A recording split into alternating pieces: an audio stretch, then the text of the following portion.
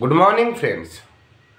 আজকে আপনাদের সামনে নতুন কিছু তথ্য নিয়ে আসবো, যেগুলো আপনারা হয়তো অনেকে জানেন না বা এগুলো তো মাথায় রাখেন না।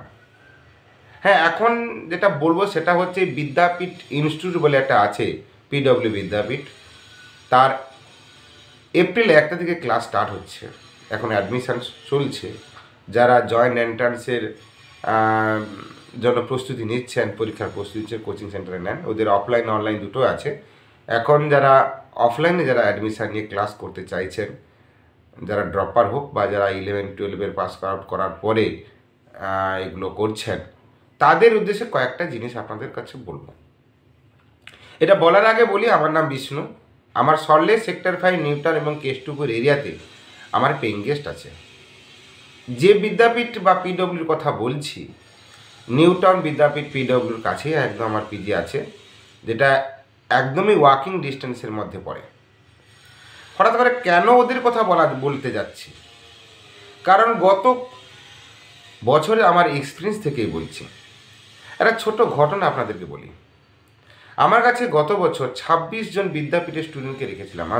আমার কাছে সিট ক্যাপাসিটি খুব কম ছিল, তখন ফুল চলছিল। তো নাই করে তাও 26টা ছেলেকে আমি কিন্তু আমার কাছে রেখেছিলাম। লাস্ট যখন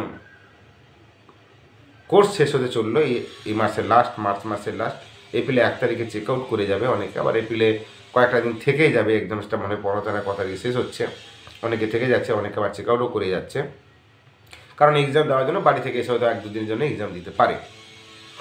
তো তাদের জন্যই বলছি, সেই পুরনো এক্সপিরিয়েন্স থেকেই বলছি। 26 জন ছেলের মধ্যে আমার কাছে এখন মাত্র আছে 9 জন। অর্থাৎ 26 জন ছেলের কাছে 9 জনে চলে এলো কেন? বাকি ছেলেগুলো কোথায়? যেহেতু আমার কাছে কোনো এগ্রিমেন্ট নেই যে 1 বছরের এগ্রিমেন্ট নেই যে 1 বছরই থাকতে হবে, সেটার জন্যই কি না, কিন্তু আমার কাছে ড্রিঙ্কস অ্যালাউ নেই, 3 বেলা খাবারও দিচ্ছি। কোন ছেলে কি পড়াশোনা করছে না করছে সেটাও কিন্তু লক্ষ্য নজরে রাখছি। গার্জেনের সাথে আমার সাথে ডাইরেক্ট কথাবার্তাও হচ্ছে, সব কিছু রিপোর্ট দিচ্ছি, কি হচ্ছে না হচ্ছে দেখছি, কি করলে ভালো তাদেরকে সাজেশান দিচ্ছি। তা সত্ত্বেও কেন ছেলেটা চলে যাবে, সেই সম্পর্কে আপনাদেরকে বলছি। ইনস্টিটিউট কি খারাপ? তাহলে এত নামটা কেন? অনেক ছেলেমেয়েরা পড়াশোনা করছে, কি করে খারাপ বা হতে পারে? ইনস্টিটিউট থেকে সবথেকে বড় জিনিস হচ্ছে নিজের কাছে আমি নিজে কতটা নিতে পারছি, বা কতটা আমি স্টাডি করছি, বা কতটা আমি জানপান লড়ে ওটার জন্য চেষ্টা করে যাচ্ছি। এটা সবথেকে বড় জিনিস হয়। তাই কোন ইনস্টিটিউশনের নামে আমি কিন্তু বদনাম করতে চাই না। এখন কেন ছেলেগুলো চলে তার তদন্ত করতে গিয়ে আমি যারা দেখলাম, কিছু ছেলে মেয়ে আছে যারা বাম্মার প্রেশারে হোক বা বাম্মার ইচ্ছে নেই, নিজের জোর জবরদস্তি করে হোক, অনেকেও আছে যে জমি জায়গা বিক্রি করে টাকা দিয়ে এখানে পড়াশোনা করার জন্য এসছে, যাতে করে যদি কোনোভাবে চান্সটা লাগাতে পারে।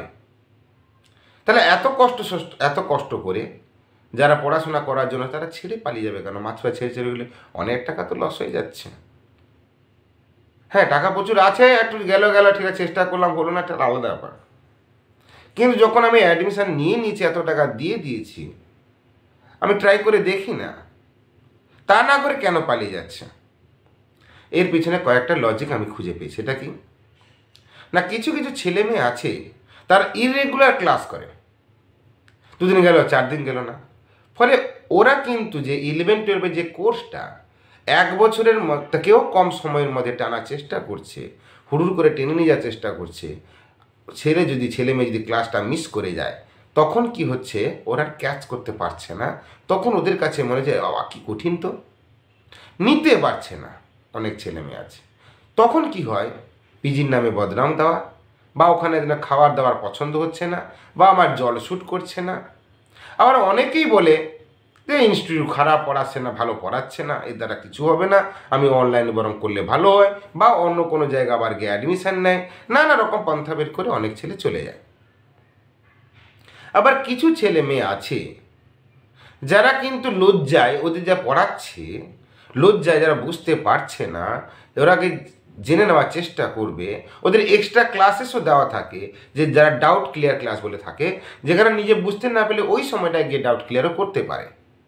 কিন্তু লজ্জায় নিজের সম্মানে লাগবে ওটার জন্য অনেকে যায় না, তখন বুঝতে পারে না, ফলে ওর জন্য ছেড়ে চলে যায়।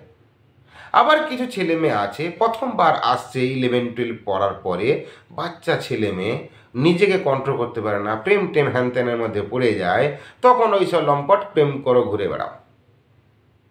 তো এগুলোর মধ্যে অনেকে আবার হয়ে যায়, তারা কিন্তু আবার অনেকে আবার থেকেও যায়, যে যাই হোক কিছু না, বা আমার জানতে পারছে না, আমি চেষ্টা করছি, হয়নি, কি করব, কমসে কম ছুটিয়ে প্রেম করে যায়। আবার অনেক ছেলে মেয়ে আছে পিজিতে না থেকে ঘর ভাড়া করে থাকছে।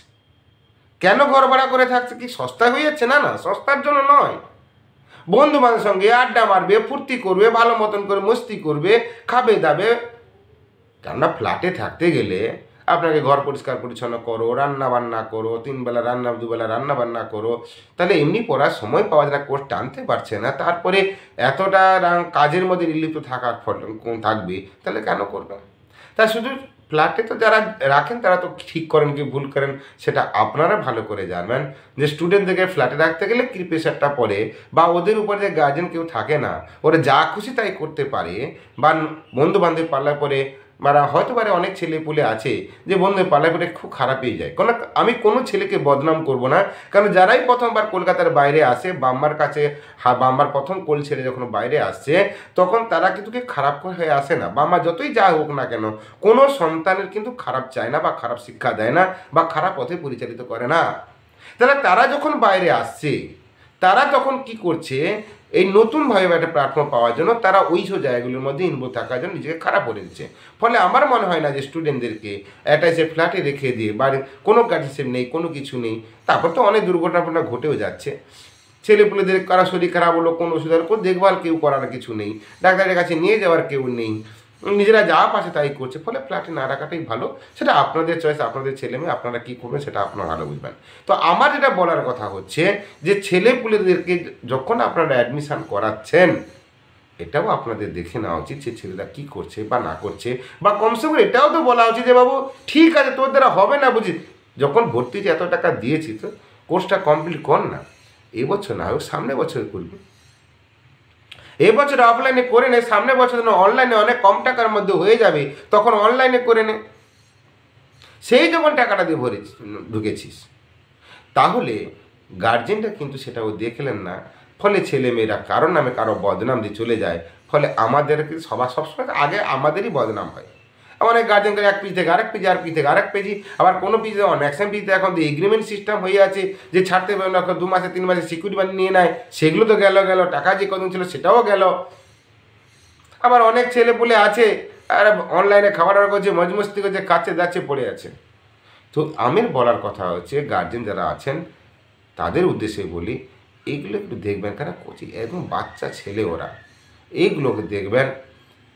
আমি বলছি না যে আমার পিজিতেই আসুন, আমি বিদ্যাপীঠ ছেলে খুব কমই রাখি, আমাদের লং টার্ম গেস্ট বেশি বসে থাকে, ফলে সম্ভব হয়ে ওঠে না, তবু কিছু ছেলে মেয়েদেরকে রাখি আমি। কিন্তু এইগুলো আপনাদের মাথায় নেওয়ার জন্য অনুরোধ করছি, 1 টাকা গেলেও কেন যাবে, ঠিক জায়গায় লাগুক। তাই অ্যাডমিশন করার সময় আপনার আগে ছেলে মেয়েদের সঙ্গে বসুন, কথা বলুন, তারা কি চাইছে ভালো করে বুঝুন, না হইলে আপনাকে কোর্স কমপ্লিট করতেই হবে, তুমি ছেড়ে আসতে পারবে না। এই প্রেশার যদি ওদের উপর রাখা হয়, ওরা কিন্তু করবে। ক্লাস মিস করছে কিনা তার লক্ষ্য নজর রাখা, কোথায় অসুবিধা হচ্ছে লজ্জায় তো বলতে পারছে না, তার সঙ্গে বন্ধুর মতন মিশে তাদের সঙ্গে আলোচনা করে বের করুন যে কোন জায়গাটা তোমার প্রবলেম হচ্ছে। এইটুকু বলার আপনাদের কাছে আছে। যারা বিদ্যাপীঠে ভর্তি হয়েছেন বা হবেন, যদি পিজি দরকার হয়, আমার ডিসক্রিপশন বক্সের মধ্যে নাম্বার আছে, নেমে আমাকে কল করতে পারেন।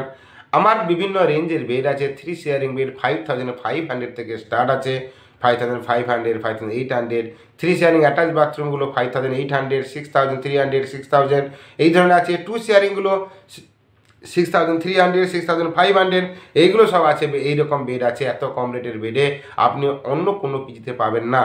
হ্যাঁ, আমার সিস্টেম হচ্ছে মনডে টু ফ্রাইডে ব্রেকফাস্ট আর ডিনার পাবেন, Saturday Sunday breakfast lunch dinner তিনটেই পাবেন। যদিও ওর লাঞ্চ কেউ করতে চায়, কারণ যেহেতু সকালে একটা সেশন ক্লাস হয়, পর ফেলে বিকালে একটা সেশন ক্লাস হয়, ওরা কিন্তু পাশে থাকে, মানে এসে খাওয়া দাওয়া করতে পারে। যদি এক্সট্রা ওরা খাবার নিতে চায়, মান্থলি 800 রুপি অ্যাড করে দিলে ব্রেকফাস্ট লাঞ্চ ডিনার তিনটেই পেয়ে যাবে। তো এই জিনিসগুলো আপনারা বলে দিলাম। রেজিস্ট্রেশন পিজি, কোনো ড্রিঙ্কস অ্যালাউ নেই, কোনো মজমস্তির জায়গা নেই। ফলে আমার মনে হয়, আমি অহংকার করে বলছি না, আমি গর্ব অনুভব করে বলছি না, আমি নিজে খুব কষ্ট করে পড়াশোনা করে বড় হয়েছি বলে আমি স্টুডেন্টদের জন্য আমার সবসময় একটা সিম্পেথি থাকে, তাই আমি কথাগুলো আপনাদের সামনে বললাম। ভালোভাবে রাখুন। যদি আপনারা দরকার পড়ে, আমার এসএমএসের নাম্বার থাকবে, কল করতে পারেন, হোয়াটসঅ্যাপ করতে পারেন। গার্জেনদের সাথে বাচ্চাকে নিয়ে গার্জেনরা এসে দেখবেন কোন জায়গাটা কেমন কী ব্যাপার, কারোর উপর ডিপেন্ড করে নয়।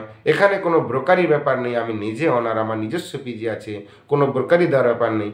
যখনই পিজি ছাড়বে 1 মান্থ নোটিশ পিরিয়ডে পিজি ছাড়তে হয়, 1 মাসের মাত্র সিকিউরিটি মানি থাকে, বিশাল প্রেশারের পর আপনি পড়বেন না।